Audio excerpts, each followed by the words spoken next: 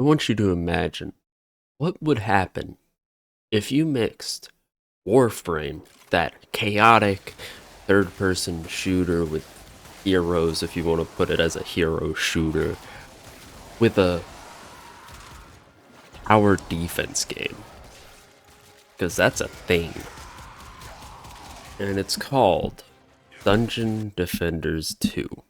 I'm saying Dungeon Defenders 2 just because it's free to play, just simplicity. I know there's Dungeon Defenders Awake and Dungeon Defenders, but I'm talking about Dungeon Defenders 2 here.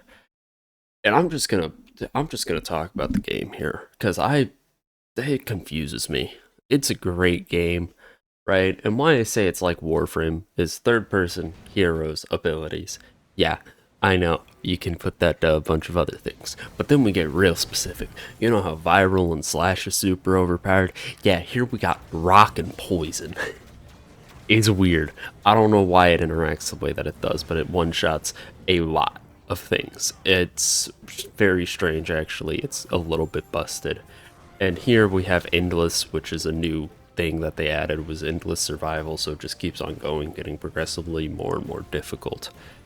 But the game is wonderful and terrible at the same time.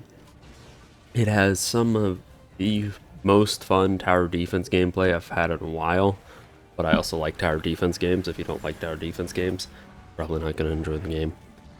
But when you first hop in, you've got a tutorial, and you have like these small campaign missions, and you start with like the squire, the monk, the apprentice, and the huntress, I think her name is, or the archer. I'm gonna say the huntress because she has a bow, and that sounds about right.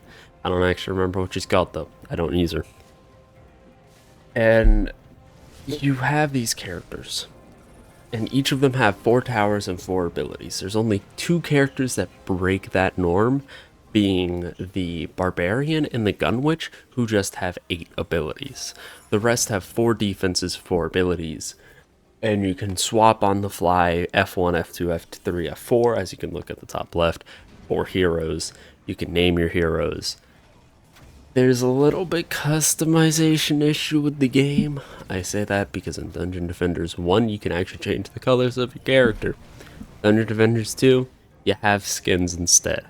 Which, that's a downgrade, but the rest is pretty decent. Now, I'm gonna get flack for this. But I enjoy Dungeon Defenders 2 a little more than Dungeon Defenders 1. Maybe it's because it's a more modernized version of the game, which I understand why Dungeon Defenders 1 is also, I from what I've seen, unanimously agreed upon to be better than 2, which I understand. I can see why people would say that.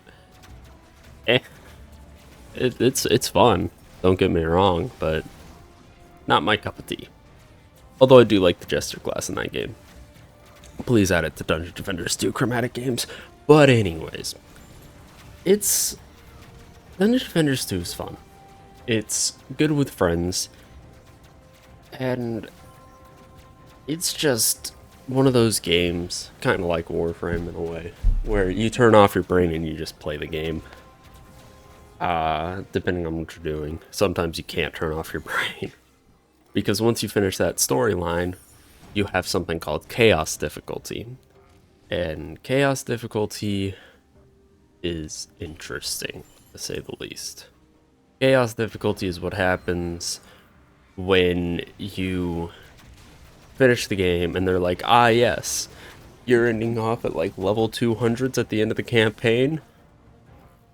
You want to fight level 30,000s and go up against 10 new types of enemies who are getting more and more difficult and more complex in their variety? Keep on going up the chaos levels and you progressively get stronger, deal more damage, and the such. And it's really fun, actually, the chaos grind. And then there's Onslaught, which is the dick measuring game mode, as I'll call it, where you just try to get to the top floor. You've got 999 floors. It's the dick measuring one where you go and look at your buddy and you're like, I'm on floor 532 and they're on like floor 300, and then it's like, go fuck yourself, I'm cooler. Granted, I'm on like floor fucking 27. I don't really do Onslaught that often because I don't see a reason to it. There may be something hidden in there that I don't know about, but for now, fuck it. I do need to do Onslaught though because of a daily or a quest. Yeah, I probably should do that. And then you have the endless survival that I was talking about earlier. You've got godly items that drop from it. You can evolve other weapons into godly items, but you need to get like 5 godly items to do that. So it's definitely pricey. But if you like that one weapon a lot, I understand. I've got a Proteon canister with the McManus projector, which is like a 3-round burst, shoots out 3 projectiles. Absolute beast of a weapon. And I plan on making it godly rarity when I get the chance. Just to, you know, make it a scary motherfucker. That's the plan. It's my most pimped out weapon because I main the robot EV because reflection beams where you throw a projectile's thrown at it, it reflects it back. It's very funny to me. Proton beams, I poison people.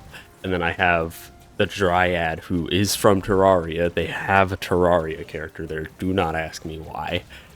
And with the Dryad, I've got the slime pits with the rock element, so they get frozen, return to stone.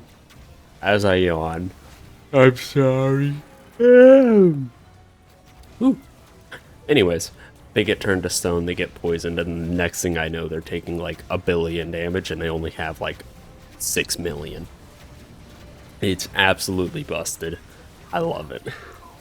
That the Dryad is such a powerful character. If you're ever wondering, oh, what's the first character to get? It's either Eevee or the Dryad, without a doubt. They're my mains. Okay, Eevee's my main. My main defense placer is the Dryad, however. World Tree, Slime Pit, move on with my day. And then I place down the reflection beam in front, and I'm sure you can see it. Like, the reflection beam's a red barrier. The proton beams are on the ground, they're little lasers. There's a little dragon nest, which is neither of those characters. That's the Countess. And you just play the game. I don't know what to tell you here.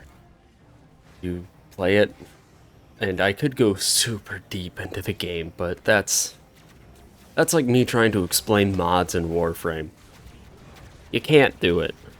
That's just something you gotta learn from playing the game. I can't tell you how to build your Boar Prime Incarnate, or your Lex Prime, or your Warframes. I can't tell you how to build it, because that's a player-to-player base, right? I can build my Ureli without Merlina, and go perfectly fine and tank shots like it's nothing, as you saw at the beginning of this video. Yeah, I'm doing that. Falling back to the beginning. I can tank shots in Steel Path without any problem. But you can't expect somebody to understand what you're saying. Well, I could tell you, yeah, no, here's the mods that you should have on your, towers. Like, yeah, the Poison Servo, the Earth Servo. I can tell you that, but that's going in one ear and out the other, because if you don't understand the game or your towers, you're not getting anything out of it. You're just being told, hey, do this, it'll be fine. You have to play the game to understand.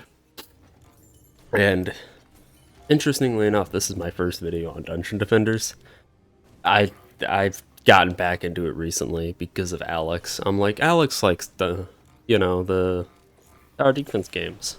Let's play some Dungeon Defenders with him. And Alex now has more power than I do because I decided to swap my canister on my Eevee to that Proteon canister, so it's a little bit lower level than his weapon, so he's got like Chaos 8 gear, and I can go get Chaos 8 gear, but it's real sketchy.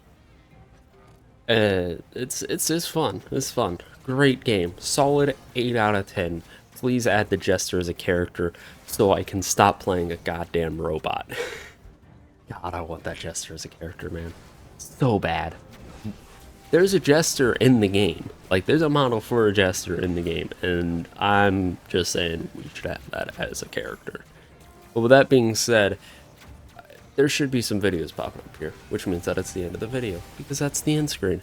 So, don't forget to like, subscribe, do all that jazz, and you know what, I'll link my Urelli build, just for funsies, because we were talking about mods and warframes and not being able to tell you how to do it, yet here I am telling you how to build Urelli. Have a wonderful day. I hope to see you in the next one. Deuces, Mizamis. Have fun.